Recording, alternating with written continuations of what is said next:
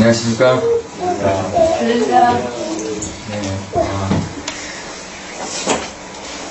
되게 이런 경험이 처음이라 떨리네요. 그러면 이제 시간이 한계가 있으니까 그냥 그러니까 두 가지를 생각해 봤어요. 이제 어머니가 예수님을 만난 부분이랑 저희 어머니를 좀 아셔야 될 것, 저희 집을 좀 아셔야 될 것 같아서 그 이유는 그래야 이제 어머니 만난 그 뜻을 제가 받은 게 있어서 그래서 처음에는 이제 저하고 이제 어머니 가족에 대해서 잠깐 말씀드리고 그 다음에 어머니가 만난 예수님에 대해서 말씀드리겠습니다. 네, 제 이름은 조준원이고요. 하는 일은 작곡가예요. 네, 그렇습니다. 제가 먼저 이 배경이 어머니와 동생이 이제 되게 병으로 제가 어렸을 때부터 고난 가운데 계셨어요. 근데 저는 고난이라는 단어를 그때는 몰랐고요. 저는 이제 크리스찬이 아니었고 우리 집에서 어머니만 4대째 크리스찬이셨어요. 근데 제가 어머니 병을 알게 된 거는 이제 제가 고등학교 때 어머니가 집을 비우시길래 나중에 이제 봤더니 정신병원에 입원하셨다고. 그래서 무슨 일인가 할 때 우울증이라는 얘기를 얼핏 들은 것 같은데 우울증이 뭔지도 몰랐고 그냥 신경이 약간 쇠약해서 그 다음에 이제 동생은 초등학교 6학년 초등학교 들어가기 전에 이제 교통사고로 장애인이 됐어요. 그래서 아주 심한 장애인은 아니었는데 다리를 이제 절단하지 않게 되면서 이제 다리를 이제 절게 되는 정도. 근데 동생도 고등학교 때 이제 우울증이 왔더라고요. 그걸로 어렸을 때 그걸로. 그래서 이제 제가 대학을 음악을 공부하러 대학을 들어가고 저는 그거에 대해서 철이 없었기 때문에 그냥 감기 정도로만 생각을 하고 지내다가 어머니가 제가 대학교 4학년 때 유학을 준비하고 있을 때 그때 이제 마지막 한 학기 남기고 4학년 2학기 때 아버지가 이제 췌장암으로 쓰러지셔서 그 다음 해 봄에 이제 돌아가시게 됐습니다. 그래서 아버지는 어머니와 이제 친구분들의 전도로 아버지 입술에서 예수님을 영접했다고 평생 그렇게 안 하시다가 근데 저도 그때는 당연히 크리스찬이 아니었고요. 저는 되게 이성적인 사람이고 음악도 되게 이성적으로 하고 가슴이 되게 메마른 사람으로 저는 그게 좋았고 그렇기 때문에 예수님 만나기가 참 어려웠던 것 같아요. 그래서 아버지께서 암으로 1년 정도 투병하시다가 돌아가시고 이제 어머니가 한 2달 정도 지나서 그 아버지 돌아가신 것도 충격이 있었던 것 같아요. 그래서 어머니가 이제 정신줄을 놓으셔서 이제 다시 정신병원에 근데 이제 이때부터는 그냥 병원 생활이었던 것 같아요. 제가 27살 때 마지막 학기 때부터였으니까 저도 이제 사회생활로 들어가기 전에 그렇게 돼서 그리고 어머니의 뒤이어서 동생도 무슨 이유인지는 모르겠지만 한꺼번에 아버지 돌아가시고 어머니, 동생도 같이 이제 잘 아시죠? 그 중곡동에 그 국립병원 있는 거. 그래서 거의 한날 한시에 들어간 것처럼 무슨 드라마도 아니고 전 너무 이렇게 힘이 들었지만 좋은 시기가 오겠지. 그래서 다시 사랑하는 어머니 동생이니까 이제 자식으로서 이제 어머니와 동생을 돌보기 시작했습니다. 그때부터. 근데 이게 환경이 좋아지지를 않더라고요. 병이라는 게 생기면 이제 언젠가는 좀 나아져서 이제 그 날을 기다리고 있는데 1년 지나고 2년 지나고 좋아지질 않더라고요. 그래서 저도 결국은 제 꿈이나 이런 거를 좀 거의 저도 모르게 그냥 서서히 놓게 되고 자연스럽게 이제 좀 그런 말이지만 제가 병원에서 이렇게 어머니 동생 뵙고 나가면은 이제 직원분들이 지금 퇴근하시냐고 할 정도로 그냥 병원에서 살다시피 됐어요. 그래서 내 일은 이제 병원에서 사는 게 내 일이구나. 언제부터인가. 그래서 제가 나이가 30이 넘어가고 30 중반을 이렇게 가고 이제 하고 이제 저희 집은 많이 기울어지고 이제 그리고 이제 경제적인 한계가 와서 병원에 계속 있을 수가 없어서 이렇게 한 명 다시 데리고 나오고 한 명 있고 이렇게 번갈아 가면서 그러다 나중에는 너무 힘들 때는 그냥 다 데리고 나왔어요. 그래서 약으로만 혹시 여기 우울증에 대해서 아시거나 뭐 가까이 겪으시는 분들이 있으실지 모르겠어요. 잠깐 말씀드리면 일단 우울증 걸리신 분들은 이제 잠을 못 주무시더라고요. 그래서 제가 보기로는 한 달 정도까지 잠 못 자는 걸 봤어요.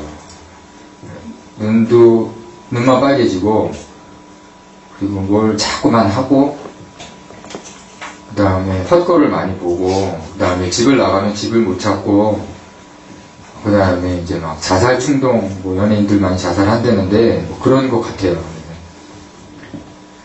자기를 좀 학대하고 대인 기피증이 있고, 그러니까, 집에만 있고 불 끄고 있고, 그런 생활을 제가 자식으로서 안타깝게 정말. 근데 저는 그래도 이렇게 좀 힘을 냈던 것 같아요. 왜냐면, 나마저 약해지면 안 되니까, 그래서 그 마음을 가지고 이제 버티는 거죠. 저는 계속해서. 그래서 잘 버티다가, 이제 조금 한계가 온 게, 30 중반쯤 다 됐을 때,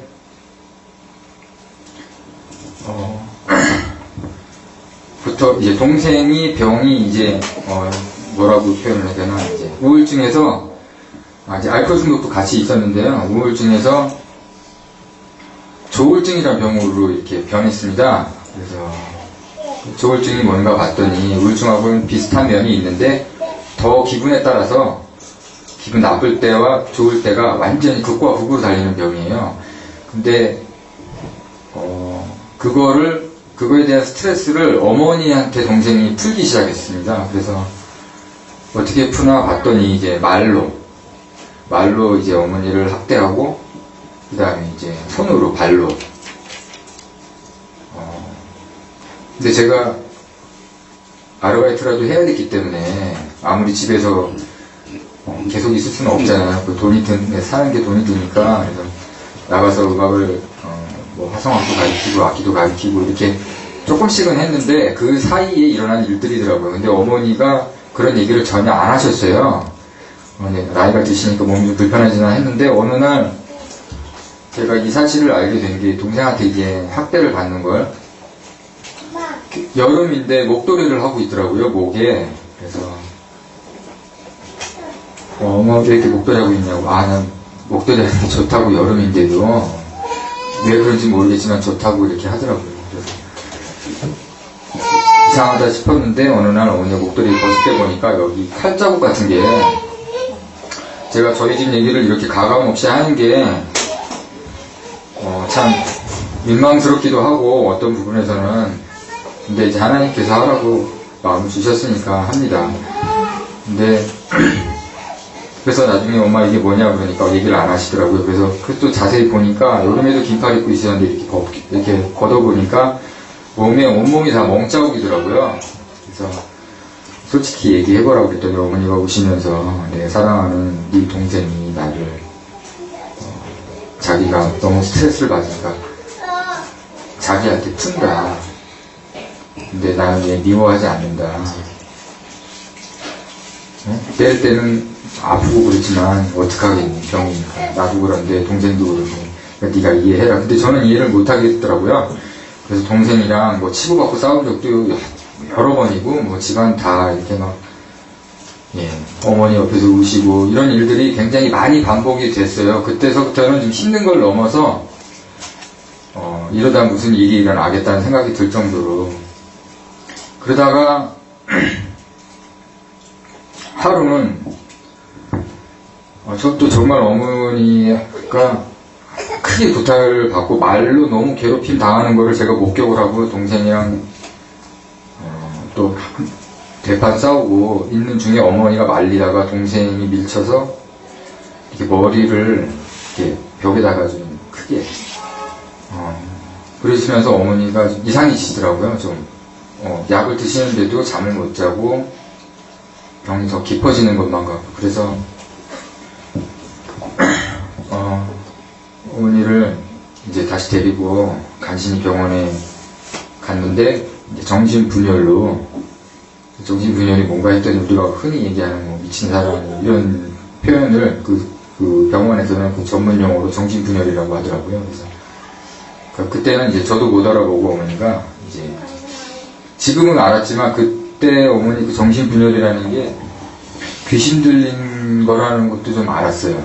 저는 몰랐죠. 당연히 몰랐는데 왜냐면은 이제 막 욕설 비슷한 것도 하고 전혀 그런 분이 아닌데 도저히 이해할 수 없고 저는 평생 어머니 욕을 들어본 기억이 없는데 욕도 하고 힘이 굉장히 세지고 저를 막 제가 이렇게 어머니를 좋은 쪽으로 이렇게 하려고 해도 받아들이질 않고 그 말이 사나워지고 그래서 어머니가 정신분열이 되고 그 다음에 동생도 그 이후에 정신분열 또 판정을 받았어요. 그래서 동생은 우울증, 조울증, 정신분열 어머니는 우울증하고 정신분열 이렇게 그래서 제가 제일 힘들었던 때였던 것 같아요. 그러면서 이제 그때는 이제 제가 우울증에 예, 좀 둘 다 입원시켜놓고 이제 제가 혼자 집에서 우울증 증세를 보이면서 그때 자살 결심을 좀 했던 것 같아요. 어머니를, 동생을, 그리고 저를 한꺼번에 여기 너무 살기 힘드니까 하나님이 계시면 어머니가 늘 이렇게 교회 얘기를 가끔 하시곤 했는데 하나님이 계시면 사랑의 하나님이시니까 계신다면 용서해 주실 거예요. 뭐 그냥 막연한 죽는 게 차라리 낫지 이렇게는 도저히 못 살겠다. 그래서 이제 그때 제가 자살 결심이 굉장히 커지고 있을 때 저 음악을 가르쳐 주신 교수님 연락을 한 10몇 년 만에 주셔가지고 제가 그때 나이가 35살 정도였어요. 5살 좀 넘었네요. 한 7살, 6살, 7살. 네.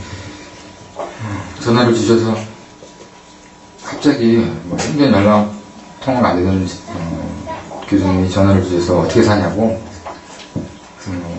뭐 어떻게 삽니다. 그냥 대충 말씀드렸더니 당장 일로 오라고 그래서 한번 밥 같이 먹자 해서 갔더니 제 얘기를 좀 들으시고 바로 전도를 하시더라고요. 그래서 그 전도를 받고 새신자 훈련을 받으라는 거예요. 그래서 그 당시에는 아주 지긋지긋했죠. 이렇게 가서 가만히 앉아 있는 것 자체가. 그래서 간신히 그걸 참여하고 끝나니까 또 1대1 양육을 받아야 된대요. 거기는. 그래서 더 지겨운 일을 감당해야 될 그 당시로서는 그랬습니다. 그래서 근데 너무 하기 싫어서 이거를 거의 자고 나오는 상황이었는데 마지막 7주차 때 제가 그때 지금 이런 모습이 아니고 이제 드라마 같은 거 보시면은 굉장히 우울한 사람들 모자 푹 뒤집어 쓰고 거의 눈도 안 보이게 하고 되게 무슨 범죄자처럼 그렇게 다니는 사람이었어요. 그래서 그 상태로 이제 참여를 했는데 제가 거기 맨 마지막 주차 목사님께 갑자기 상담을 요청하고 싶은 생각이 들었어요. 그래서 찾아가서 말씀을 저 목사님이 이러니까 목사님이 저를 보더니 이렇게 벽 뒤로 확 붙으시더니 놀라셨나봐요. 그래서 누구세요? 이러는 거예요. 그래서 뭐 7주차 과정 밟히는 사람인데 저도 모르겠지만 목사님한테 말씀을 좀 드리고 싶다고 상담을 좋다고 지금 시간이 안 되니까 다음 주에 연락하라고 했더니 그래서 다음 주에 연락을 해서 뵙고 처음으로 이제 저에 대한 저도 사회생활 안 했고 사람들 안 만났으니까 그 목사님께 제 인생에 대한 어머니에 대한 얘기를 쭉 늘어놨더니 이제 저는 안 울었는데 그 목사님이 엄청 우시더라고요. 그래서 이분이 이상하다 내 얘기가 너무 슬펐나 그랬더니 그게 아니라 하나님의 마음으로 저를 보셨다고. 그래서 저도 목사님이 얘기하실 땐 모르겠지만 저도 처음 물어봤어요. 어머니 동생 돌보면서 울어본 적 없는데 진짜 그때 못 울린 것까지 다 울었던 것 같아요. 그러면서 제가 목사님한테 내가 양육 받을 테니까 목사님이 해달라고. 근데 목사님은 안 된대요. 그래서 알겠습니다. 그래서 그랬는데 이제 남편 되시는 분도 목사님이셔요. 그래서 나랑 똑같은 사람이니까 이분한테 양육을 받아라. 그래서 처음으로 말씀으로 양육을 말씀이라는 걸 처음 읽고 공부를 배우게 됐습니다. 근데 사실 영접은 그 전에 했어요. 제가 자살 결심 막 생기기 전에 아주 그냥 어느 날 갑자기 방에서 그 찬양을 듣고 있었는데 찬양을 들었던 이유는 제가 아르바이트 할 때 배우는 사람이 이제 크리스찬이었어요. 그래서 그거를 가르쳐 주기 위해서 듣고 있다가 그 찬양 가사를 듣고 있다가 갑자기 하나님 음성을 마음으로 깊이 들었던 것 같아요. 무슨 신비하게 귀로 막 들었다는 그런 느낌보다는 마치 귀로 들은 것처럼 그런 체험이 한번 있었기 때문에 교회를 나왔던 것 같고요. 그래서 제가 1대1 과정을 이제 거의 끝마칠 때쯤에 제가 제 얘기를 많이 하는 것 같은데 이게 되게 중요해서요. 조금만 더 들어주시면 목사님께서 기도를 하시는데 준원이가 앞으로 좋은 일이 생길 것 같다고. 그래서 그냥 남들한테 다 이렇게 좋은 일 생길 겁니다. 이런 얘기 하니까 그렇게 받아들였는데 제가 어느 한 악기점에 가서 이제 기타를 좀 구입할 생각은 없었고 좋은 기타를 좀 만들어 갔을 생각이었는데 제가 치는 기타 곡을 들으시더니 거기 계시는 한 분이 지긋하신 분이 못 들어본 음악인데 무슨 곡이냐 그래서 제가 만든 곡이라고. 그러냐고. 곡이 느낌이 좋다고 이런 얘기를 하시더라고요. 그러면서 계속 이렇게 갔죠. 한 주에 한두 번씩 갔더니 이게 어느 날 내가 어느 음반사 사장님인데 우리 회사하고 작곡가로 계약을 하지 않겠느냐. 그래서 나는 어렸을 때 그런 꿈을 가지고 있으면 다 까맣게 잊어먹고 있었는데 그 말을 듣고 목사님 생각이 났어요. 그래서 그 회사에 희한하게 들어갔고 거기 들어갔더니 제가 존경하고 제가 신처럼 거의 우상이나 다름이 없죠. 존경했던 너무나 유명한 뮤지션들. 가요 쪽은 아니에요. 제가 클래식 전공이기 때문에 재즈나 클래식 이쪽이라서 정말 외국의 유명한 뮤지션들부터 우리나라의 인간문화재 이런 분들까지 다 계시더라고요. 그래서 완전히 이거는 하나님께 감사드리고 너무 기뻐서 돈도 이제 막 벌고 그러니까 웃기는 말로 이제 세상 사람들은 그러잖아요. 저도 물론 그랬죠. 예수님을 영접했어도 지금 사회에 나오는 것과 이제 좀 궁핍했던 것들에 의해서 돈도 많이 벌고 싶고 성공하고 막 벤츠도 타고 싶고 막 이런 주변에서의 그 권유와 이렇게 그런 거 있지 않습니까? 그래서 그런 거에 이제 제가 막 빠져서 있을 때쯤에 제가 굉장히 중요한 일을 맡게 됐어요. 제가 한 번에 되게 유명해질 수 있는. 근데 그때 어머니가 쓰러지시더라고요. 근데 쓰러지셨는데 이제 병으로 쓰러진 이게 아니라 앞으로 쓰러지셨어요. 진짜로 앞으로. 그러니까 이제 맨 바닥에 앞으로 쓰러져 여기가 다 나갔어요. 근데 알고 보니까 그냥 쓰러진 게 아니고 정신과 약을 많이 먹는 사람들은 중심이 앞으로 쏠린대요. 오래된 환자들은. 그래서 앞으로 쓰러져 얘가 깨지고 그런 일이 생기면서 저도 못 알아보고 더 못 알아보고 헛소리 계속하고 그랬는데 나이가 돼서 병원에서 나가야 돼요. 그래서 어머니를 데리고 이제 요양원을 계속 알아보던 중에 이제 제가 다니는 교회 요양원으로 들어가게 됐습니다. 그래서 이제는 병원이 아닌 요양원에서 약을 뭐 먹는다고 해서 낫는 것도 아니지만, 그리고 동생도 그 병원을 나와서 이제 제가 살고 있는 쪽 동네에 지금, 그래서 제가 용인하고 서울을 왔다 갔다 하면서 지금까지 지내온 거예요. 근데 어느 날 이제 여기서부터 어머니 얘기가 들어가는데요. 제가 회사 얘기를 한 이유는 저는 그렇게 꿈을 키우고 있었는데 늦은 나이에 그게 30 후반이었던 것 같아요. 근데 갑자기 어머니 쓰러지시면서 그 회사를 나올 수밖에 없는 상황인데 계약을 했기 때문에 못 나와요. 근데 제가 그 회사를 다닐 때 그 회사가 지금 깨닫지만 귀신 회사였어요. 귀신 음악. 그러니까 이제 국악도 있고, 그 다음에 제가 존경하는 뮤지션들 예를 들어볼게요. 그러니까 이제 스팅이라는 사람이 있는데 그 사람은 힌두교로 알고 있고 곡을 쓸 때 요가를 하고 이제 신접을 한 다음에 곡을 쓴다고 하더라고요. 근데 그 사람들을 다 만났어요. 근데 그 사람들하고 교류를 하게 하더라고요. 그 귀신 들리는 사람들하고.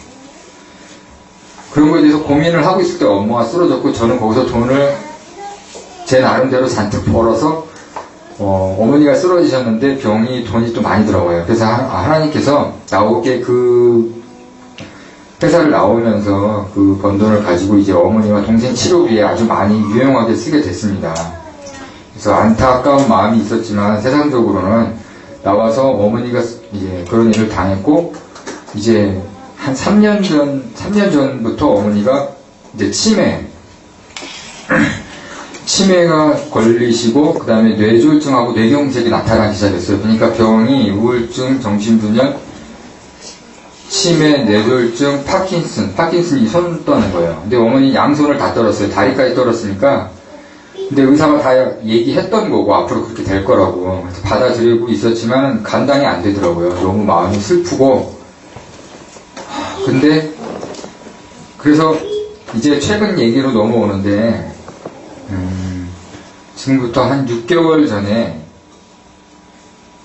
사진을 찍었더니 아주 지금까지 이렇게 발전해온 속도보다 더 빠르게 됐어요. 그래서 의사 선생님이 이러다가 아주 안 좋은 상황까지 갈 수 있다, 그냥 이렇게 얘기를 들었는데, 어머니가 그 6개월 전에 음식물을 이제 못 먹기 시작하더라고요. 밥을 한 톨도 못 남기더라고요. 그걸 물도 못 넘기고, 그래서 그걸 병원에 물어봤더니 연하곤란이라는 병이라고 하더라고요. 합병증. 그게 뭐냐면 뇌에 이상이 와서 음식물을 입에 넣고 씹는 거를 모른대요. 그리고 목에서 삼키지 못하게 한 그 기능을 잃어버린다고 하더라고요. 근데 검사하면 이 기능은 다 정상이에요. 다리도. 근데 못 먹고 못 마시고, 그래서 다 이렇게 숟가락으로 고기에 눕혀가지고 이렇게 되면서 제가 너무 마음이 안 좋아서, 아주 안 좋은 상황이 되기 전에 제가 제 차로 어머니를 실어서 병원을 그때 또 돌아다니기 시작했어요. 예, 그래도 병원이 정말 좋은 데 다니면 좋아질 거야 이런 생각으로. 근데 돌아다니면서 우리 병원의 응급실을 이렇게 갔을 때마다 어머니는 더 발전하더라고요. 병원에 분명히 들어갔는데 그다음부터 다리를 못 쓰더라고요. 그래서 맨 마지막에 남은 게, 나중에는 이제 이렇게 휠체어에 앉아서 고개를 숙이고 본인이 스스로 고개를 못 들어요. 그런 거 병원에서 보신 분들 많으실 거예요. 그죠? 그러니까 이제 거의 원래 2급 장애인이셨는데 이제 1급까지 내려갔어요. 1급까지 내려가서 할 수 있는 건 손가락하고 팔 정도 움직이면서, 저는 당연히 못 알아보고요. 예. 그래서 이제 마지막 병원에서 이렇게 힘들다 돌아가실 것 같으니까 그냥 요양원으로 거기서 그냥 조용하게.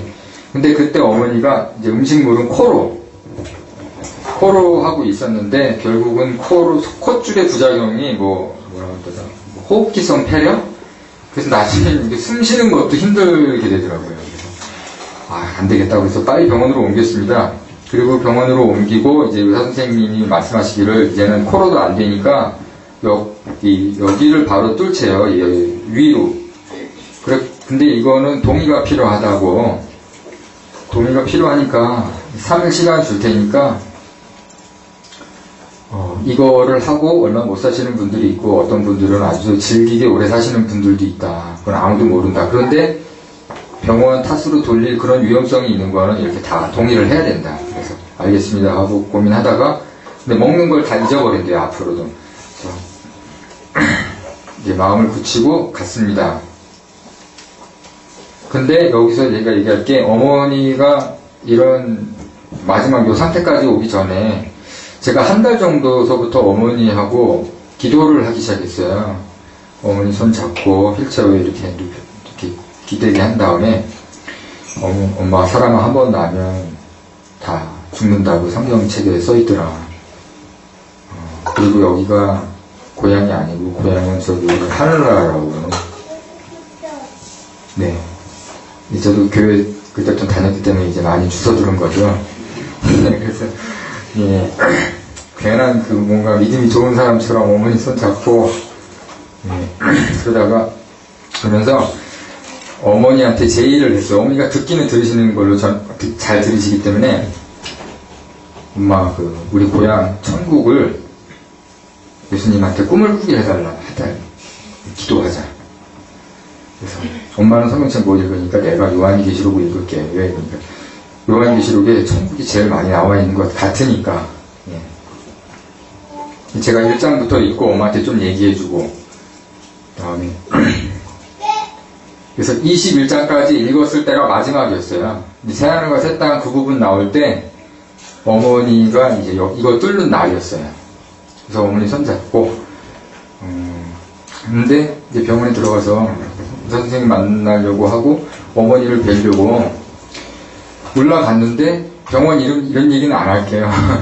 올라갔는데 그 자리에 안 계시더라고요. 그래서 무슨 검사하러 가셨나? 그리고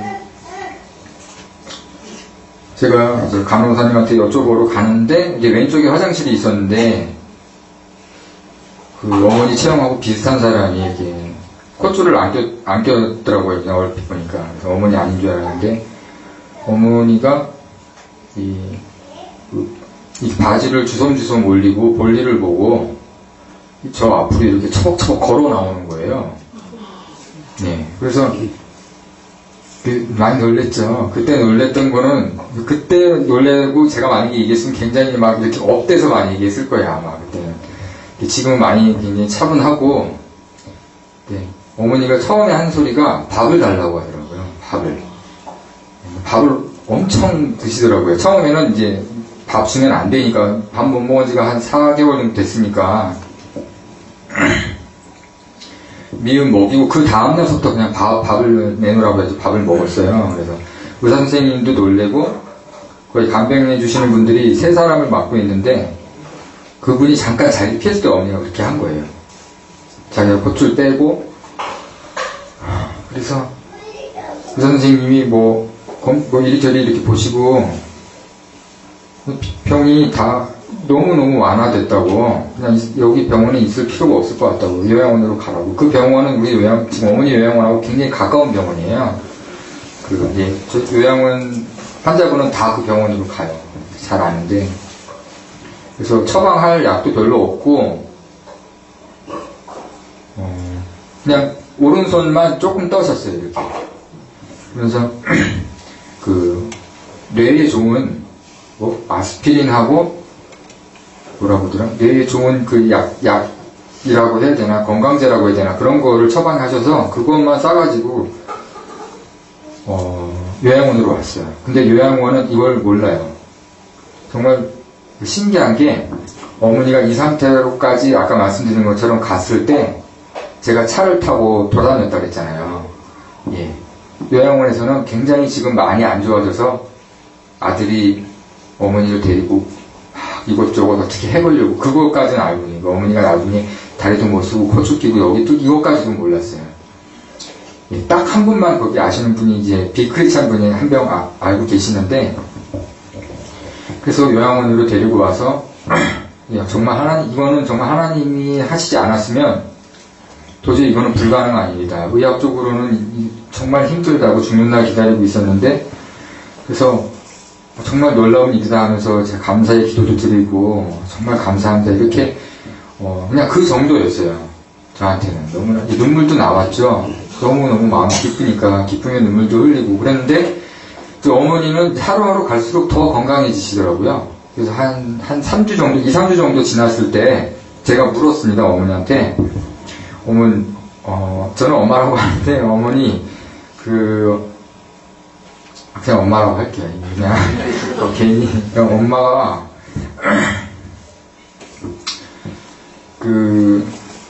나랑 기도했던 거 아니야. 내가 어머니랑 손잡고 기도한 게 처음이었던 거 아니야. 그때 엄마가 돌아왔을 때. 내가 천국 보여달라고 그렇게 기도했는데, 알고 있어? 그러니까, 안 돼요. 그래서 꿈 꿨어? 꿈이라도 꿨어? 그러니까 언니가 안 꿨대요. 꿈을. 꿈 안 꿨구나. 근데 어머니가 갑자기 이러시더라고요. 생시야 그러더라고요. 그 어르신들 쓰는 표현이 있잖아요. 처음엔 생시가 이렇게 잘 안 들어와서 뭐라고? 그랬더니 어머니가 이제 생시라는 거예요. 그래서 생시? 그러면 뭐 실제로 엄마 꿈 꿨네. 그냥 내가 그랬죠. 그랬더니 이놈아 생시라고 이러더라고요. 그래서 그럼 엄마가 천국을 보고 왔다는 얘기야? 그랬더니 그래 그러더라고요. 근데 되게 담담하게 얘기를 하셨어요. 막 엎드려서 얘기하는 게 아니고 외할머니 만나고 왔어? 이러는 거예요. 저희 집에 크리스찬의 처음 시작이었던 분이신가 봐요. 외할머니. 그래서 이제 갑자기 어머니가 제 이름을 부르고 준원아 일단 나랑 여기서부터 이제 천국 얘기가 나와요. 여기 되게 중요한데요. 제가 제일 잊어먹지 않고 있는 부분이에요. 준원아 내가 본 곳을 얘기하기 전에 먼저 약속을 하자 그러더라고요. 근데 되게 업이 됐어요 그때. 굉장히. 왜냐면 저에 관한 거예요. 여러분들에게도 관한 건데 일단은 저에게 관한 거였어요. 그래서 뭔지 알아야 나도 인격을 가진 사람인데 들어야 약속을 하지 않겠냐. 조금만 얘기하고 하면 안 된대요. 하나님 앞에서 내가 보는 앞에서 일단 나랑 무조건 약속을 해 가지고 가야 된다는 거예요. 근데 엄마가 살아났으니까 무조건 해야지. 그래서 약속을 5번을 하지요. 그래서 5번을 애기들 하는 거 있죠? 이렇게 하는 거. 그거를 5번만 하자고 그러더니 엄마가 10몇 번을 막 하더라고요. 더 확실하게 하려고 그런 것 같아요. 그러니 첫 마디가 일단 자기가 하라는 대로 하라는 거예요. 먼저 기타를 사라. 그 다음에 기타를 사라. 그 얘기를 한 다음에 왜? 그러니까 이제부터 내가 얘기할게 그러더니 어머니가 예수님이 가서 얘기하라 그랬던 거예요. 근데 그 내용이 아주 또박또박하게 얘기했는데 사실 말은 좀 언어로 하거든요. 예. 우리를 구원하시려고 따라하게 하더라고요. 우리를 구원하게 하시려고. 그러니까 저는 그 자리에서 다 외웠죠. 이렇게 계속 반복시키니까 우리를 구원하시려고 우리가 시험에서 이길 수 있는지 다시 시험하신대. 이거를 한 10몇 번 했던 것 같아요. 그 날만. 그래서 나보고 해보라고. 우리를 구원하시려고 우리가 시험에서 이길 수 있는지 다시 시험하신다. 저는 무지하니까 그래. 성경책에 시험이라는 단어 나오고 우리를 구원하시라는 말만 나오고. 저는 그게 무슨 뜻인지 몰랐고 근데 내가 왜 엄마랑 이런 약속을 해야 되는가는 이제 지금 나오는데요. 이걸 잊어먹지 말라는 거예요. 그래서 기타를 내가 사라 그랬지. 그래서 이제 세상 것을 다 버리래요. 세상을 어떻게 버려요? 너 세상을 막 하지 마라 일단. 세상을 사랑해서도 안 되고 세상을 따라가도 안 되고 이제 오직 예수님만 찬양해야 되고 집에 있는 그 세상 것들을 다 갖다 버리래요. 완전히 광신자, 옛날에 TV나 나오는 그런 거의 느낌이었어요, 처음에는. 그래서 뭐부터 버려야 되나, 이렇게 생각해보고 얘기해보니까 엄마가 세상 거를 버리라. 그래서 내가 제일 우상처럼 생각했던 거를 그때 뭐 했냐면은, 7살 때부터 모아온 CD하고 레코드 판 이런 거였어요. 근데 그게 한 1억 원 정도였어요, 예. 한 5천 장 정도? 그래서 부들부들 떨면서 버렸죠. 약속을 했으니까, 그래서 몇 장 남겨놨다 나중에 또 다 버렸어요. 그래서 버리고 어머니한테 얘기했더니 어머니가 할렐루야 막 그러더라고요. 그래서 막 두 손을 들고 할렐루야 막 찬양을 하더라고요. 그것도 뭐 천국 찬양이라고 그러면서. 그래서 막 속은 쓰리지만 엄마가 버렸으니까 나도 할렐루야 막 이러면서. 그 다음에 또 뭘 버려야 되나. 처음에는 버리는 거를 시키시더라고요. 그러더니 기타를 제가 안 사고 있었어요. 왜냐면 돈이 제가 사고 싶은 기타 너무 비싸서. 너 어머니가 너 왜 안 사고 있니? 그러는 거예요. 그래서 엄마 내가 안 산지 왜 어떻게 알아? 하늘에서 다 봤어. 그러는 거예요. 그래서 이게 정말 이상한 얘기인데 뭘 하늘에서 다 보는지 보여주셨다. 다 봤다 이게 아니라 하나님께서 저에 대한 거를 보여주셨나 봐요. 어머니는. 이 얘기도 조금 더 지나가면 더 제가 더 깊이 해드릴게요. 그래서 당장 기타를 사고 엄마 기타 샀어. 이제 어떻게 할까? 하나님만 찬양하고 지금부터 내가 하는 천국 얘기들을 이 늙은이는 잘 못 걷고 늙었으니까 이제 네가 해야 돼. 그랬더니 근데 거기서 어머니가 뭐라고 하셨냐면 예수님께서 너한테 가서 그렇게 해야 된다고 얘기했어요. 그러니까 본 거는 엄마인데 전하는 건 저라는 거예요. 근데 사실 이게 모르겠어요. 어떤 분들은 기뻐할지 모르겠지만 저는 좀 받아들이기가 좀 힘들더라고요. 왜냐면 분명히 어려운 길일 거다. 어려운 길이고 CD 버리는 것도 힘든데 나는 이렇게 말씀에 대한 지식도 없고 온갖 죄를 다 짓고 살고 아직도 담배를 그 당시에는 못 끊고 있고 이제 좀 어머니 좋아졌으니까 좀 이제 좀 성공도 하고 싶고 그런데 어머니는 그거를 하지 말라고 하니까 근데 매일매일 어머니께서 점검하시고 찬송가 가져와라 성경책 가져와라 예배드리자. 그래서 어머니랑 같이 둘이서 이제 그 요양원에 아주 제일 신기한 일이 났죠. 그 아들하고 어머니하고 둘이서 저기 정원에서 하나님 막 찬양하고 막 이러고 있으니까 거기도 교회에서 운영하는 데지만 좀 이상해졌다 뭐 이러는 거죠. 그러니까 어머니 막 이러고 있고 둘이서 할렐루야 하면 저 한 50m 이상까지 막 들려고 그랬어요. 그래서 제가 시간이 점점 흘러가면서 그래서 이거를 어머니가 전하지 말래요. 아직은. 내가 전하라고 할 때 전화해요. 그래서 왜 그러니까 전해도 소용이 없대요. 안 믿는데요. 왜 안 믿어? 그랬더니 그럴 수밖에 없어. 지금 세상이 그래. 그러면서 아마 네가 전하게 되면 앞으로 이제 미친 사람 소리를 들을 거고 이단 소리를 들을 거래요. 엄마가 한번 나랑 같이 나가서 전하면 믿지 않을까? 그랬더니 아니야, 네가 전해야 돼. 저는 너무 이상한 걸 왜 나를 가지고 이렇게 그래서 이상하다 왜 하려면 같이 하던 내가 이렇게 차로 다 이렇게 할 텐데 근데 엄마는 지금 전하지 말라는 거예요. 그래서 부모님께 순종하라고 했으니까 그리고 그렇게 두 달 가까이 보냈는데 이제 이 천국에 대한 얘기를 해드릴게요. 어머니가 보고 온 천국. 어머니가 얘기하기를 이렇게 누워있는데 저녁에 누워있는데 천사 두 명이 날개가 있대요. 날개가 뭐 저는 못 봤으니까 어머니한테 들은 대로 얘기하는 거고요. 날개가 있는데 흰 옷을 입고 있는 천사하고 눈이 이렇게 불같이 빛난다라고 해야 되나? 그러니까 색깔로 얘기하면 약간 붉은 그런 느낌이었던 것 같아요. 어머니 눈에는. 그래서 천사가 내려와서 어머니가 숨었대요. 생전 처음 보는 거니까. 아니죠. 그러니까 그 천사들이 하늘나라로 올라가는 장면만 얘기할게요. 하늘나라로 이렇게 어머니를 천사가 왔을 때 처음에 그런 일이 있을 때는 너무 놀래가지고 이렇게 벽 쪽으로 붙었대요.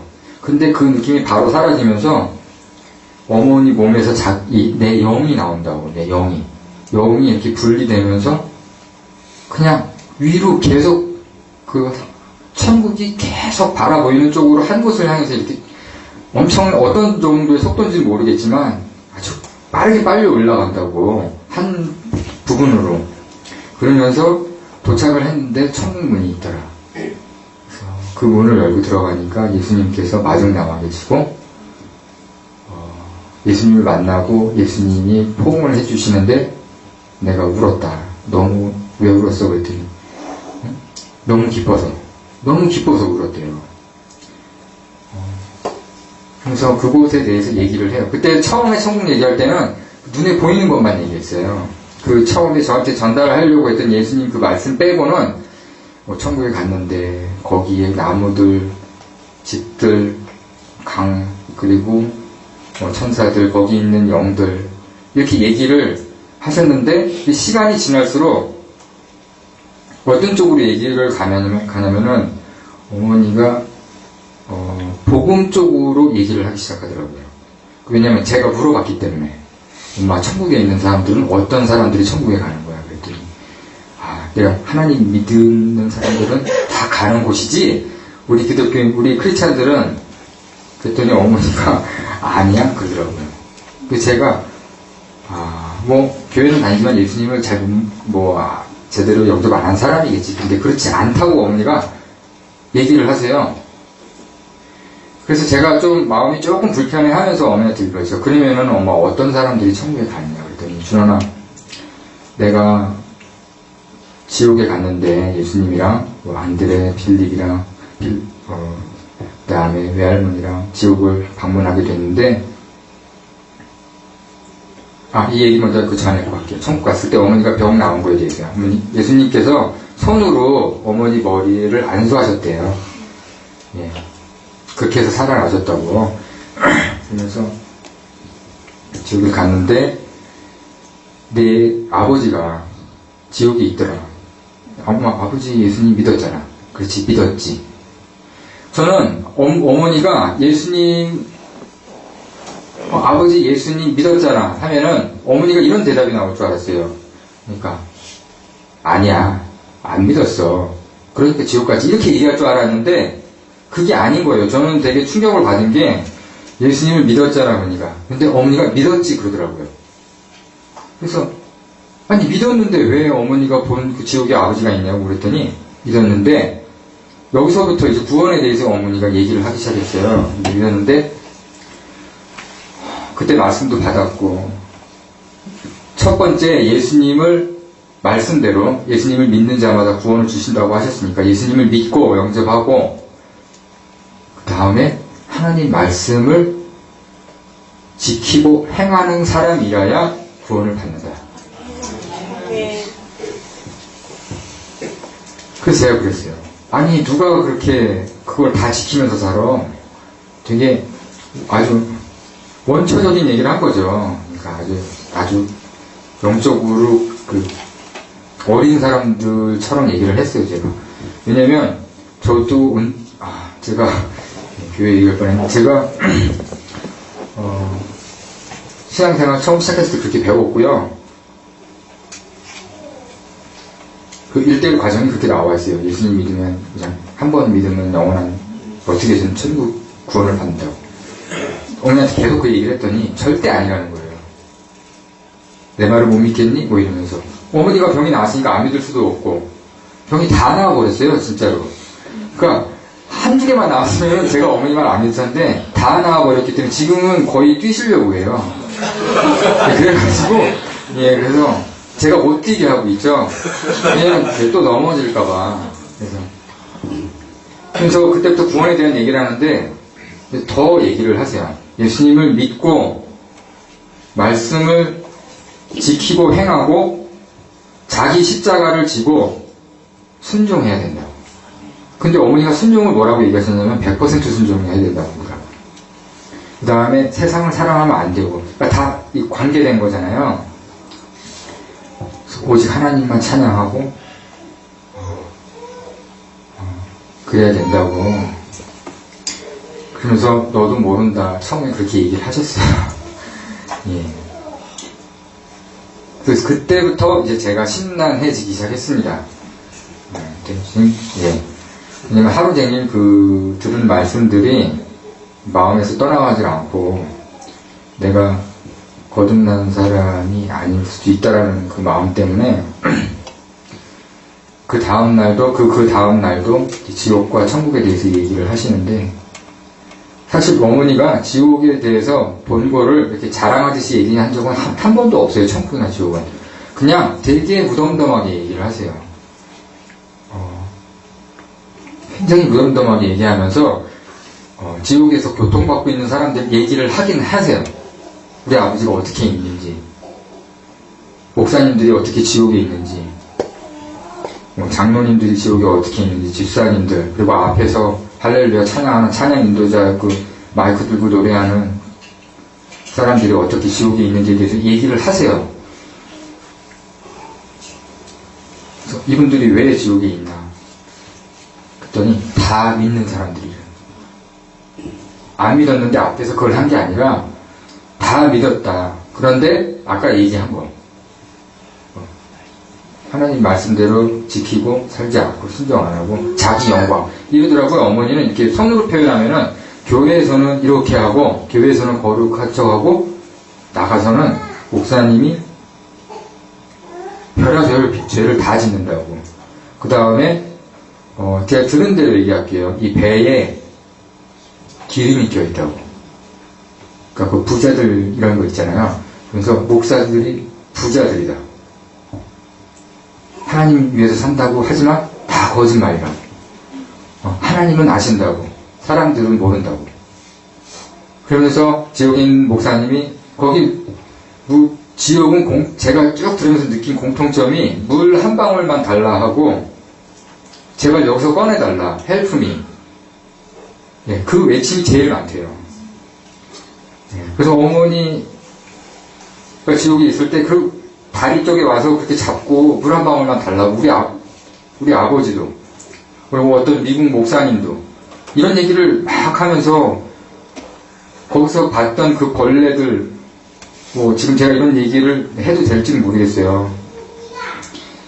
해도 되나요? 네. 네. 도움이 된다면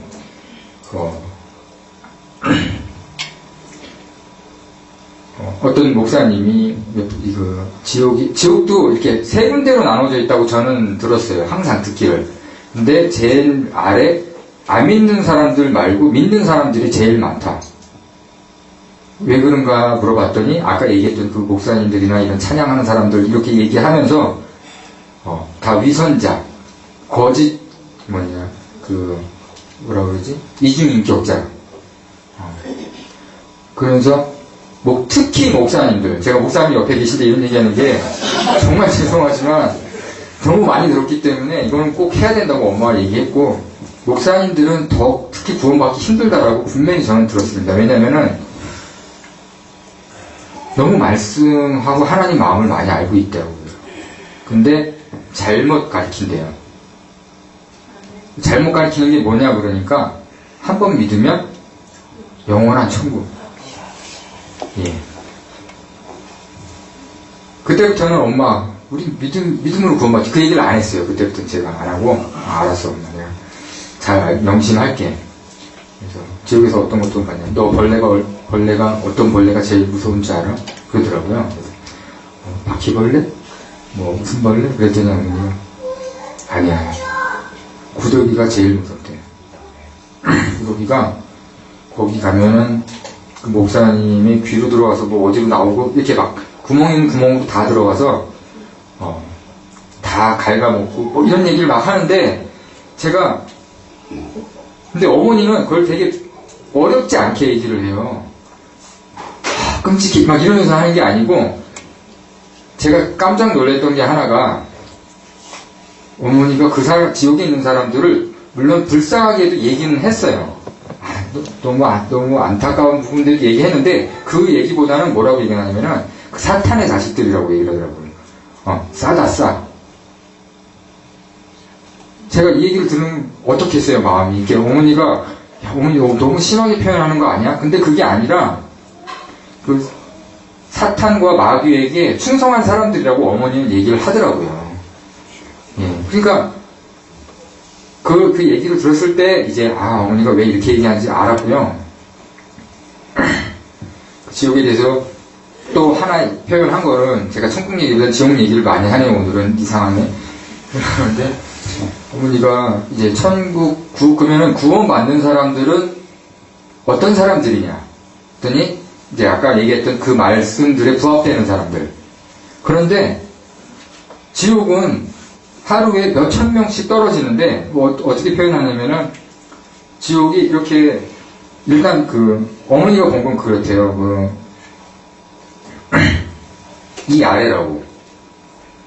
어머니는 그렇게 얘기하세요. 영적인 건지 뭔지는 잘 저는 모르겠어요. 근데 이 지구 한가운데 있다고 얘기를 하더라고요. 네. 지구 한가운데 있다고 얘기를 하고, 글로 영혼이 다 빨려 들어온대요. 들어와서 이게, 어떠한 절벽에 떨어지는데, 사탄들이 그 절벽 아래로 다 이렇게 쓰레기 버리듯이 다 이렇게 다 밀어버린다고. 그래서 이렇게 떨어지는 장면이 무슨 쓰레기통에 있는 쓰레기 이렇게 버릴 때 그것처럼 보인다고. 근데 그 숫자가 하루에도 몇천 명도 넘는 것 같다고 이렇게 얘기를 하는데, 천국에 오는 사람들은 이틀에 2명인가, 이거밖에 안 되는 것 같이 보인다, 준호나. 그렇게 얘기를 하더라고요. 그런데 그 사람들보다는 나처럼 아직 죽지 않았는데 그 영이 올라오는 사람들이 더 많대요. 천국 오는 사람들보다. 어쩔 때는. 그렇게 표현을 하더라고요. 그럼 어머니 말고도 다른 데 있는 사람들도 천국, 지옥을 경험하고 있는 분들이 있다라는 얘기를 한 거예요. 근데 제가 아까 2달이라고 했는데, 제가 처음에 한 열흘 정도쯤 어머니가 천국 얘기를 처음 하셨을 때 열흘 정도 했을 때, 이쯤이면은 이제 다 볼 건 다 받겠다 이렇게 생각을 했죠, 저는.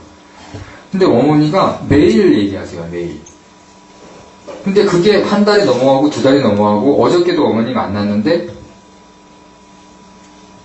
어저께도 갔다 왔대요. 그러니까 지금 이게 거의 100일이 다 돼가고 넘은 걸로 저는 판단이 되고요. 이제 앞으로 계속 얘기가 나와요. 지금 이게 끝이 아니고, 근데 마지막 때에 대해서 얘기를 하시는데, 그러니까 저는 이제 저한테, 어머니한테 이렇게 벌어지는 일들이 저는 이렇게 좀 버겁고, 듣는 말씀들이 전부 다 나를 향한 얘기 같고, 너 지옥 갈 수 있다. 어떤 느낌인지 아시겠어요? 여러분들처럼 이렇게 듣는 게 아니고요. 저는 어머니하고 이렇게 독대하고 앉아가지고 어머니가 그렇게 얘기를 하니까 너무 비교되는 거예요. 이거는 거의 뭐라고 해야 되나, 나 같은 사람은 진짜 하나님 앞에 있는 전혀 그런 기독교인이 아닌 것처럼 제 자신이 느껴지고, 어머니는 너무 은혜를 받고 하나님의 사람으로 보이고, 그래서 하루하루 지나가면 더 기뻐야 될 텐데 저는 더 고민이 되고, 집에 와서 창가에서 죄송한 말씀이지만 담배 한 대 피면서 되게 심란해하고, 이것도 빨리 끊어야 될 텐데 나도 모르게 이러면서, 내가 왜 이런 고민을 해야 되지? 난 예수님 믿고 담배 펴줘서 난 상한 거 없는 걸로 알고 있었는데, 그래서 그때부터 하루하루 저는 더 중압감에 시달리고, 그러면서 어머니가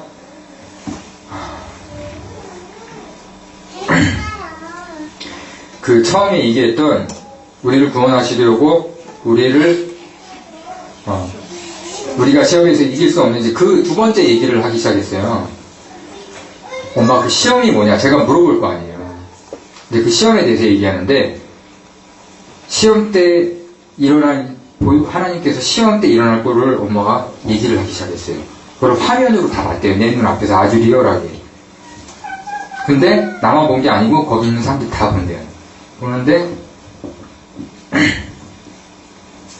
그 시험 때 일어나는 일들을 일단은 장면으로 얘기를 하더라고요. 그 지진을 먼저 얘기를 했어요. 지진을 얘기하는데, 그 지진과 전쟁, 다음에 하늘에서 이렇게 막 불 같은 게 떨어지고 아마 전쟁이었던 것 같아요.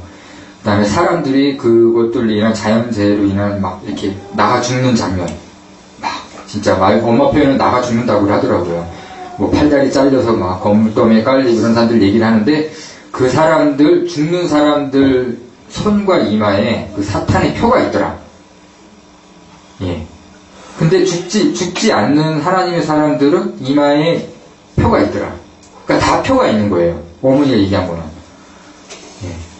그러니까 하나님의 사람들은 이마에 하나님이 제가 성경책으로 읽어본 바로는 임침인 것 같아요. 그리고 어머니 표현에는 표라고 얘기 안 했고요. 여기다가 낙인이라고 엄마가 얘기를 하더라고요. 이마에 낙인을 받은 사람들. 그리고 여기는 손에도 마찬가지로 낙인이라고 얘기를 하고, 그러면서 이 사탄에게 이 낙인을 받은 사람들은 다 죽는다. 하나님 보호하지 않는다. 그런데 준호나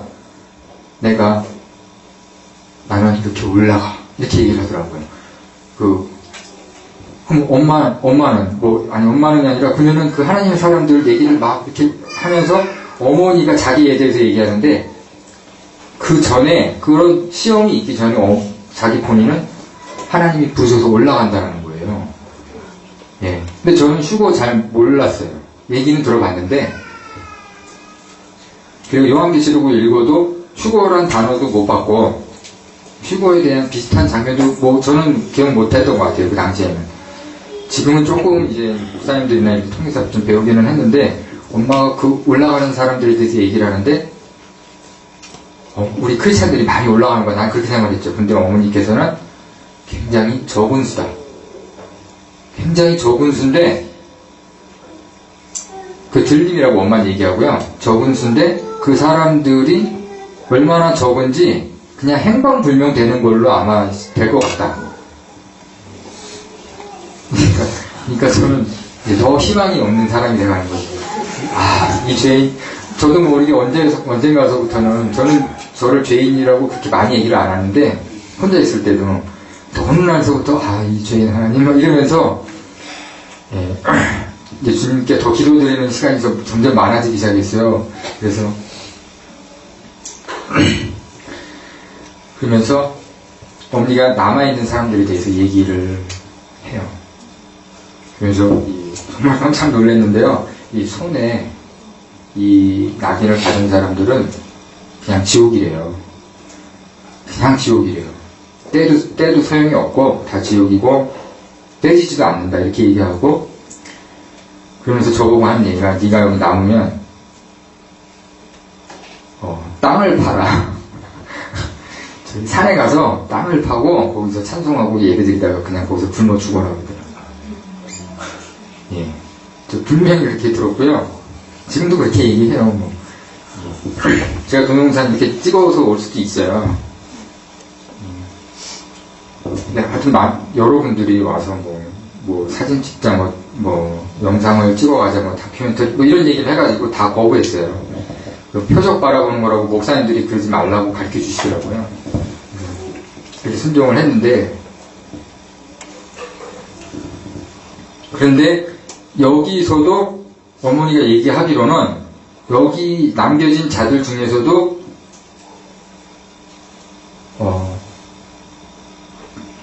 다 얘기할까요? 들은 대로 얘기하는 거니까 또 들림이 있다고 얘기를 하더라고요. 근데 저는 요새 와서 알았어요. 환란 전 휴고, 환란 중 휴고, 환란 후 휴고, 이런 거 몰랐는데, 저는 그냥 그렇게 알았죠. 근데 막 이렇게 보니까 이거 가지고 많이 싸우시는 것 같더라고요. 인터넷에서. 그래서 저는 그냥 그런 거 생각 안 하고, 어쨌든 들은 대로, 거기 있는 남겨진 사람들 중에 믿음을 지키는 사람들이 또 구원을 받는다고. 그리고, 근데 그 구원 받는 사람들이 교회에서 또 그렇게 많은 사람이 아니다. 아닌 것 같아 보인다. 자기가 본 그런. 그래서, 근데 이때 이 표 받고 환란이 일어날 때 우리들이 받는 그 핍박이나 고통은 견디기 힘들 거라고 얘기를 하더라고요, 어머니는. 도망쳐도 소용없고, 그냥 땅 파고 죽는 게 낫고 그냥 그런 무서운 얘기를 하는 거예요. 그래서 이거 없으면은 물건을 사지도 못한다. 그래서 이거를 먹고 살기 위해서 사람들이 다 받게 된다. 절대 받으면 어머니가 그 표 얘기할 때 되게 좀 업됐었어요. 예, 얘기한 부분이. 예. 그래서 절대 받아서는 안 되고 이 괴로움은 우리 사람이 겪는 핍박 중에 가장 큰 것 중에 하나가 될 거라 이런 얘기를 하고 그 다음에 사람들 이제 죽어나가는 장면들 그 아까 얘기 드렸죠. 근데 이게 성경책에 다 나와 있는 거잖아요. 이게 마지막 때 뭐 재앙들이나 이런 거. 제가 이런 얘기는 특별히 하지는 않을게요. 근데 이 표 얘기는 엄마가 워낙에 많이 하셔서 제가 지금 하는 거고, 그리고 구원을 받는 거에 대해서 제가 생각이 많이 달라진 게 구원이 결코 우리가 구원받는 게 쉬운 일이 아니라는 거. 예. 그래서 처음에 그거를 말씀 지키고 이런 거를 율법적으로 저는 이렇게 받아들이는 그런 마음이 많았어. 근데 그게 아니라 어머니가 얘기하는 거는 말씀을 제가 어머니랑 이제 요한계시록 같이 읽다가 1장을 봤는데 보니까 1장 3절에 이 예언의 말씀을 읽는 사람과 듣는 사람들과 그 안에 기록되어 있는 것을 지키는 사람들은 복이 있습니다. 그때가 가까이 왔기 때문입니다. 그러니까 이 말씀을 이렇게 어머니랑 가다가 바로 이 말씀이야. 이렇게 살아야 된다. 근데 어머니가 얘기하는 그 들림 받는 사람들이죠. 처음에 그 사람들에 대해서 얘기를 하는데 이 사람들은 신부래요. 더 특별한 사람들이라는 거예요. 죄를 짓지 않는데 이 사람들은 죄를 지을 줄 모른다. 그리고 죄를 미워한다. 죄를 지을지 않을 뿐더러 죄를 미워한대요. 그 즐기지도 않고 어머니 얘기로는 내가 일부러 죄 짓지 않는다라고 얘기를 하셨어요. 예. 그냥 하나님을 너무 사랑하고 하나님께 속한 사람들이라고. 근데 자기가 올라간다. 이렇게 얘기를 해요. 되게 얄밉더라고요. 그래서 이분들은 굉장히 어쨌든 굉장히 소수라는 그 마음을 많이 받았고 그래서 이 얘기할 때 제가 어머니한테 물었어요. 엄마 어떻게 하면 나 여기에 속할 수 있을까? 근데 어머니가 되게 놀라운 얘기를 하더라고요. 제가 어머니한테 들은 얘기 중에 제일 놀라운 얘기 두 번째 건데, 준호나 내가 제 동생이 어머니를 어떻게 때렸는지 한 번 더 말씀드릴게요. 그러니까 예를 들어서 병이니까 여러분들이 이해를 해주셔야 돼요. 만약에 여기 앞에 계신 자매님이나 장로님이나 어떤 사람이 와서 이렇게 손을 이렇게 가운데 이렇게 해가지고 때리는 거 있죠? 이렇게 해가지고 이 무릎 연골 사이를 동생이 한 100대씩 때리고 그랬대요. 어머니가요. 동생은 그거 어머니가 힘들어하는 걸 보고 웃고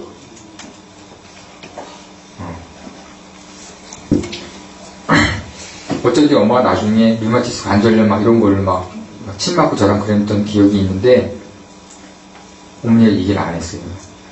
근데 내가 원래 그때 그랬다. 너무 죽고 싶어서 그랬지만 내 마음에 하나님을 정말 찾고 싶은 마음이 있었다. 그 당시에. 근데 저는 몰랐어요. 어머니가 얘기를 안 했기 때문에. 근데 이 얘기를 하는 거는 그 아까 얘기했던 그 처음 산다는 사람들이 있잖아요. 그리고 어머니가 왜 예수님께서 이렇게 계속 이렇게 왔다 갔다 하고 예수님을 만나는지에 대해서도 예수님한테 직접 들은 거를 얘기하기 위해서 하는 거예요. 그래서 저는 되게 크게 받아들였는데 어떤 사람이 어머니에게 이런 은혜를 받나 어머니가 얘기를 하는데 너는 몰랐겠지만 내가 골방에 아까 목사님이 기도 얘기하셨잖아요. 내가 너무 괴로워서 하나님께 기도를 했다. 눈물로. 동생이 나을 수 있도록 이 고통에서 나를 꺼내달라. 근데 이제 하나님은 믿음을 저버리지 않고. 근데 원래 우울증 약을 먹으면 드셔보신 분 여기 혹시 못 드시겠죠? 근데 우울증 약을 드시는 분들은 만성인 분들은 한번 그 약을 먹고 저녁에 잠을 자면 10시간을 내리 자요. 원래 그렇게 돼 있어요. 시스템이 약으로 억지로 사람을 재우는 건데 제 기억에 너 그때 기억나니? 내가 새벽에 너 깨운 적 있지? 그래서 나 그때 이상했어. 엄마 왜 그때 약 안 먹었냐 그러니까 아니야 먹었는데 그랬다 그랬잖아. 새벽 2, 3시쯤에 사이에 어머니가 갑자기 내 방문으로 확 들어오더니 너 준호는 무슨 얘기 큰 소리 못 들었냐 이러더라고요. 그래서 난 못 들었는데? 그랬더니 아닌데 누가 내 이름을 크게 불렀어. 네가 불렀니? 아니라고. 근데 그 다음날 또 들었고 3일을 계속 들은 거예요. 3일을. 근데 어머니가 그 음성을 듣고 어머니 이름을 들은 거예요. 음성을 듣고 그 다음날서부터 내가 아침에 점심에 저녁에 자기 전에 말씀을 읽고 기도를 하고 찬양을 했다고. 근데 너 모르게 했다고. 아주 은밀하게 했다고 얘기를 하더라고요. 이렇게 사람이 보지 않게.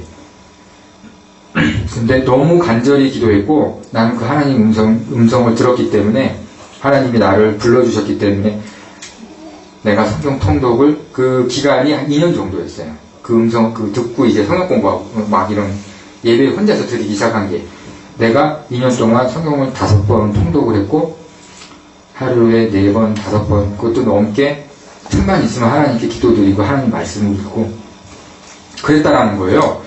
근데 제가 그런 거 본 적 있어요. 가끔 엄마 잘 자라 이렇게 문 열어보면은 누가 앉아 어머니가 이렇게 딱 앉아가지고 몸을 이렇게 흔들면서 약간 중얼중얼 거리는 모습은 봤어요. 근데 어머니가 하나님을 찾는구나 힘드니까 그냥 그 정도였지. 그럼 예. 그런데 여기서 되게 놀라운 게 저는 놀라워요.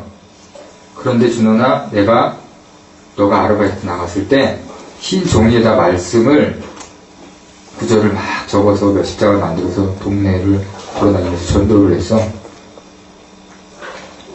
이 말이 안 되는 거예요. 제가 보기에는. 왜냐면 정신병 환자인데 집 나가면 아까 제가 못 찾는다고 말씀드렸죠. 이게 가능한 일이 아닌데 근데 엄마 왜 그렇게 했어?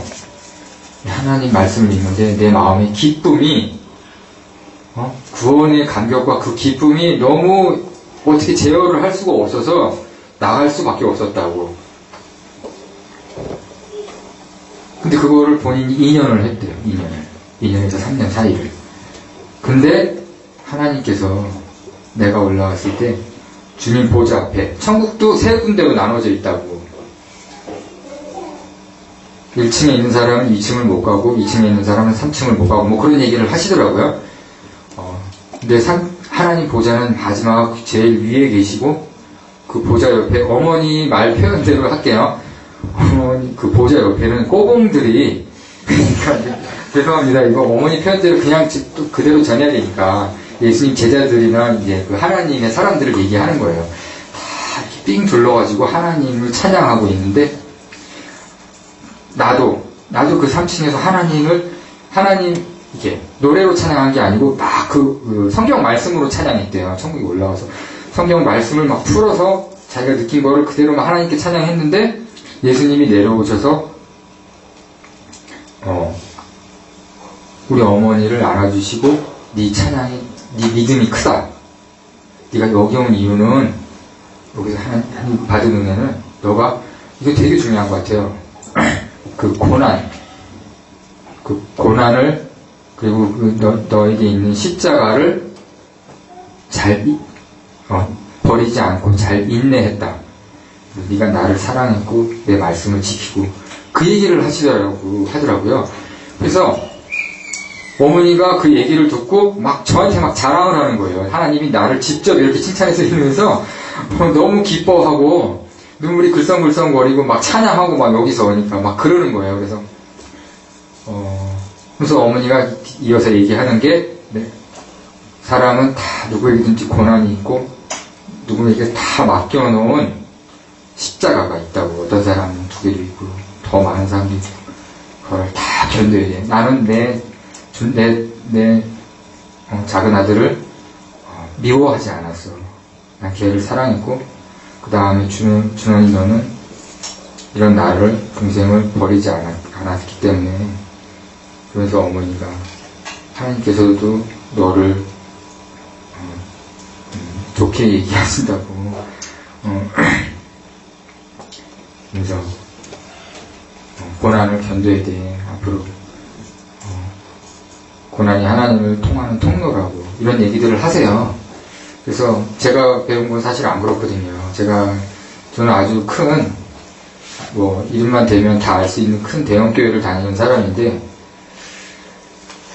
거기서는 이 내세에도 지금 이 세상에서도 얼마든지 잘 먹고 잘 살고 행복하게 누릴 거 다 누리고 살아야 하는 게 마땅한 걸로 저는 배워왔거든요. 그래서 나의 유익을 위해서 정말 많이 기도를 했었어요. 이렇게 하나님 성공하게 해달라.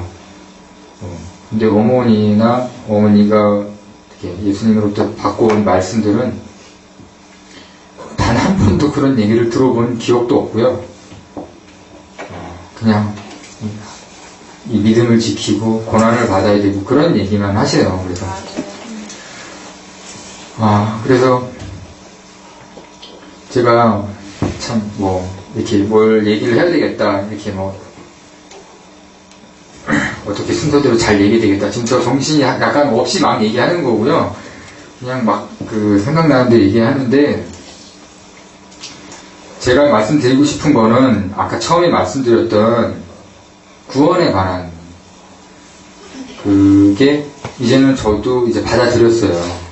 내가 예수님을 내 구세주로 영접하고 내가 정말 예수님을 사랑하는 사람이면 그 말씀을 행하고 지키면서 살 수밖에 없겠다. 내가 억지로 그런 게 아니라 내가 예수님을 사랑하기 때문에 정말 그 부분을 말씀드리고 싶었고요. 그 다음에 어머니께서 보신 걸 얘기한 것처럼 지금 마지막 때다. 근데 어머니가 이 마지막 때를 어느 정도의 마지막 때를 얘기하냐면은 아까 말씀드렸죠. 자기는 죽지 않고 올라간다고. 그냥 그걸로 저는 그냥 얘기하고 싶어요. 그래서 저는 믿음이 없는 약한 사람이라 계산을 하더라고요. 우리 어머니가 몇 세시니까. 막 이러면서. 근데 지금은 아니에요. 지금은 아니고, 어머니 얘기는 예수님이 내일 올 수도 있어. 이렇게 얘기하세요.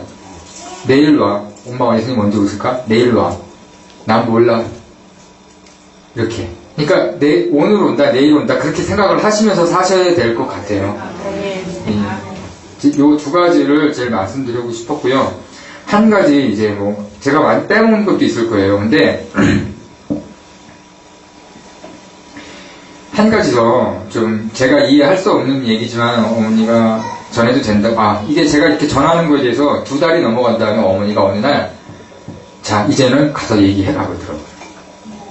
자, 네가 다니는 그 큰 교회 담임 목사님을 찾아가. 엄마, 내가 어떻게 거기 엄청 만나기 힘든 분이야. 그랬더니 그냥 가. 가서 뭐라고 얘기할까?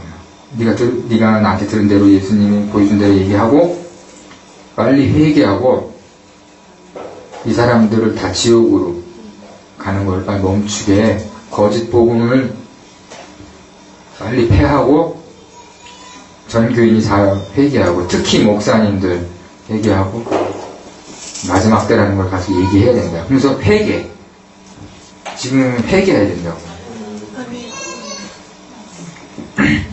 본인도 회개를 해요. 어떻게 회개하냐면 갑자기 눈을 감더니 저랑 얘기하다가, 하나님, 제가 아들인 준원이에게 말씀하시고 보고 온 것을 다르게 잘못 전한 게 있다면 저를 용서해 주세요. 이렇게 기도를 하더라고요. 제가 그때 그런 얘기 할 때 되게 확신이 들었어요. 어머니가 그렇게 기도할 때. 얼굴에서 빛이 나는 것 같고, 제가 보기에는. 그래서 너무너무 좋았는데, 가서 마당에 나와 계시길래, 저 어떤 사람입니다. 저 어머니가 죽었다 살아나셨는데, 이제 어머니 얘기를 하려고 하는데, 됐습니다 하고 가시더라고요.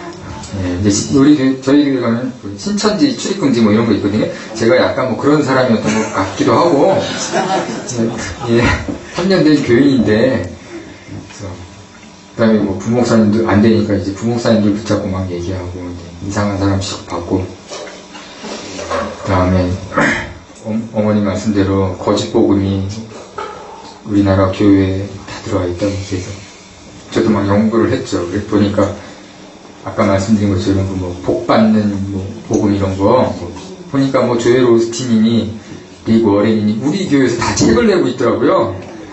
그래서 제가 아니 이게 뭐 난